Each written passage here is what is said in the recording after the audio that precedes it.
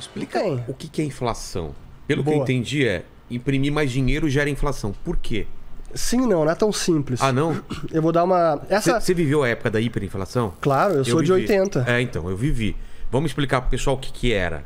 Você tava no supermercado, tinha um maluco na hora mudando Remarcador os preços, de marcando. preço. Você tinha que pegar os produtos que não estavam marcados. Por exemplo, você quer um leite condensado, pega o de trás que ele não teve tempo de remarcar. Não era isso daí? O pessoal até brincava que era melhor você andar de táxi do que de ônibus, porque o ônibus você pagava na entrada. O táxi você pagava quando saía. Então o dinheiro já tinha desvalorizado tanto que saía mais barato do que o ônibus. Perfeito. Esse é o cenário que a gente viveu na década de 80, que a gente chama de cenário de alta inflação e em alguns momentos de hiperinflação. O que é uma hiperinflação? É quando o dinheiro perde poder de compra por hora. Cara, é assustador. Ele Você não realmente consegue planejar nada. ele está colapsando a cada hora. É um negócio bizarro. E realmente a gente viveu isso em alguns anos na década de 80 e no início dos anos 90. Mas, claro que aquilo foi um período de exceção e que é difícil se repetir. Mas, para explicar a inflação, e depois a gente volta a alguns episódios da década de 80, que é bacana também para entender bem. Até o lance do plano do Collor, plano cruzado, plano Collor. Mas inflação é a perda de poder de compra do dinheiro. Que traduzido para o leigo, o cidadão comum, é quando o cara percebe que o dinheiro, o salário dele que comprava uma cesta básica mês passado, no mês seguinte ele compra 90% de cesta básica. Falta dinheiro para comprar. Falta dinheiro, então o dinheiro está perdendo o poder de compra. Isso é inflação. Agora, essa inflação ela pode ocorrer de várias formas. Não apenas imprimindo dinheiro, essa é a forma mais rudimentar e mais clara, mas não apenas por isso. Porque a gente pode ter, às vezes, um choque de oferta. Quebra de safras, quebra de choque de petróleo. Isso também causa inflação porque tem menos produto. A oferta de dinheiro não mudou, a quantidade de dinheiro não mudou, que está em circulação, mas tem menos produto. A economia está produzindo menos. Então, isso também pode gerar inflação. Mas a gente diz que a inflação realmente está relacionada ao dinheiro porque é o dinheiro que perde poder de compra. Não é apenas um bem específico que aumentou de preço, cara, são todos os bens. E por que imprimindo mais dinheiro ele perde poder de compra? É lei de oferta e demanda. Assim, tem mais dinheiro circulando. Essa para mim é... Eu tive algumas pílulas vermelhas da Matrix na minha vida. A da inflação foi uma delas. Quando eu li um livro chamado O que o Governo Fez com o Nosso Dinheiro, de um autor americano chamado Murray Rothbard, onde eu finalmente entendi o que era inflação. E que, em síntese, é a lei de oferta e demanda aplicada para o dinheiro. Se tivéssemos milhões, bilhões de Ferraris, a Ferrari ia custar muito menos do que custa. Com certeza. Então, quanto maior a abundância de um bem, menor tende a ser o seu preço. Quanto mais escasso for esse bem, maior tende a ser o seu preço. A mesma coisa vale para o dinheiro. Então, quando tem muito dinheiro em circulação e crescendo essa oferta de dinheiro, o preço do dinheiro cai. Ou ele vale menos. Faz sentido. Ou seja, a gente precisa de mais dinheiro para comprar a mesma quantidade de bens. Esse é o fenômeno inflacionário. Então, a mesma lei de oferta e demanda que vale para todos os bens da economia, vale para o dinheiro também. Caramba. Essa, para mim, é o insight principal que eu gostaria que todo mundo aqui entendesse, que a lei de oferta e demanda também vale para o dinheiro. Fica muito claro com essa explicação. E como você resolve a inflação? Pois então, naquela época dos anos 80, o problema é que o governo imprimia dinheiro quase que de forma assim, direta para bancar os seus gastos.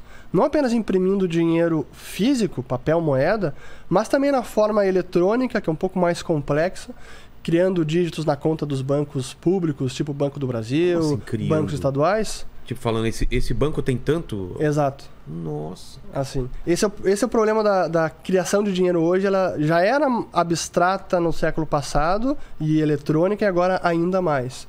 Então, o dinheiro ele existe não apenas no formato físico, mas também no formato eletrônico. E quem cria é Banco Central e bancos comerciais também. É um intensivo aqui de dinheiro e sistema monetário.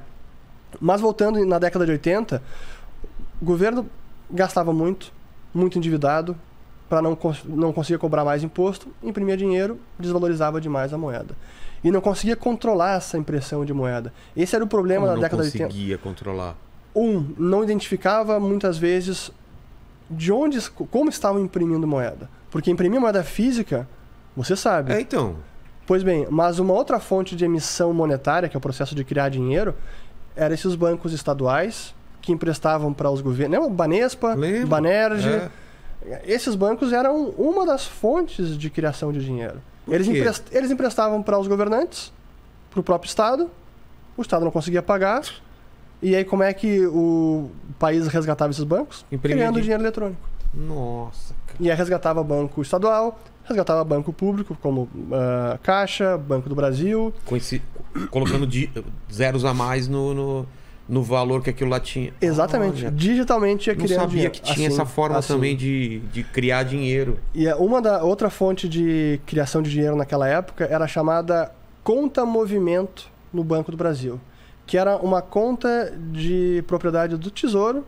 Então, governo brasileiro, Tesouro Nacional, tinha conta lá no Banco do Brasil. Tinha que gastar? Debita dessa conta. Tá, não tem mais fundo. Azar, debita. Então, era uma conta que ia entrando no vermelho sem parar. E o Banco Central, que tem poder de criar moeda física e eletrônica, criava dígitos eletrônicos para colocar saldo nessa conta e tirar ela do vermelho. Mas ele estava criando dinheiro. Então, quando a gente analisava todas as fontes de emissão monetária na década de 80, tinha o papel moeda físico, tinha o socorro aos bancos estaduais, tinha o socorro aos bancos federais, tinha a conta movimento, que era o Tesouro gastando, tinha a política monetária, que era o Banco Central também imprimindo dinheiro para tentar comprar dólares e manter uma taxa cambial, mas acabava causando mais inflação. Então eram várias torneiras jorrando dinheiro e o governo não conseguia nem identificar onde isso estava acontecendo. Então esse era um problema na década de 80 de como debelar a inflação. Se eu não sei de onde está se criando dinheiro, como é que eu vou fechar essa torneira? Onde é que ela está? Então esse era um dos problemas que acabaram resolvendo aos poucos. A conta movimento foi encerrada em 86 ou 88, se eu não estou enganado.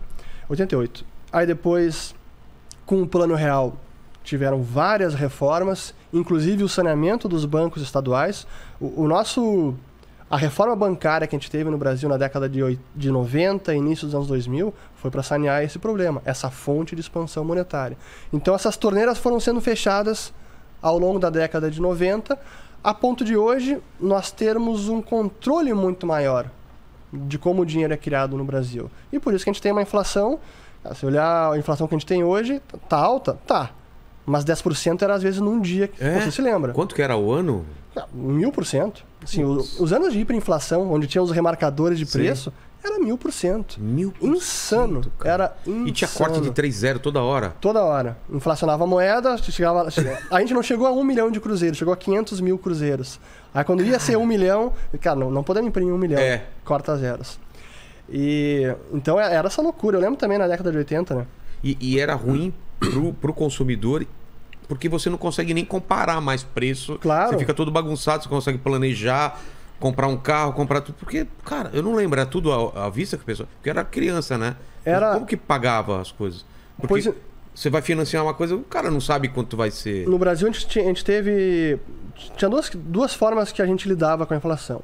A primeira era, assim que o pessoal recebia o salário, gastava o máximo possível. Você se lembra, lá no sul, sou de Porto Alegre, tinha o que a gente chamava o dia do rancho, que era receber o salário, corria para o supermercado para estocar as dispensas, geladeira, com o máximo possível, porque você sabia que a lata de feijão, de arroz e carne ia reter mais valor do que o dinheiro. Putz, olha que doido. Então tinha o dia do rancho, gastar o salário o mais rápido possível. Essa era uma forma, então, de tentar se proteger da inflação, que é um negócio surreal, né? Mas essa era a realidade.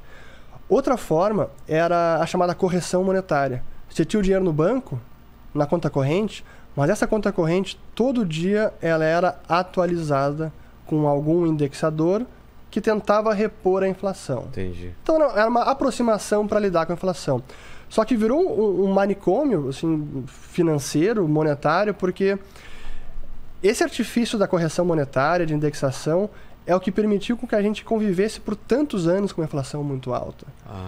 Se a gente vê outros países que tiveram uma hiperinflação, Hungria, Argentina, Zimbábue, foi mais pontual e depois de algum período acabou, volta a alguma normalidade. Mas no Brasil a gente teve tantos anos de inflação tão alta porque a gente conseguia lidar com isso. Ela era mascarada pela correção monetária.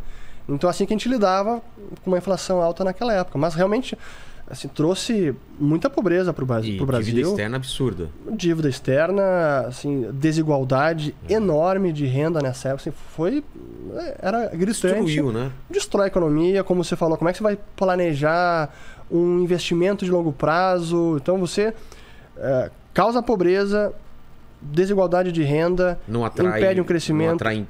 Não atrai investimento estrangeiro. Como é que o cara vai investir aqui se ele não sabe o quanto vai valer o dinheiro no ano seguinte ou no mês seguinte? Então essa imprevisibilidade realmente foi... Por isso que a década de 80 foi a década perdida, né?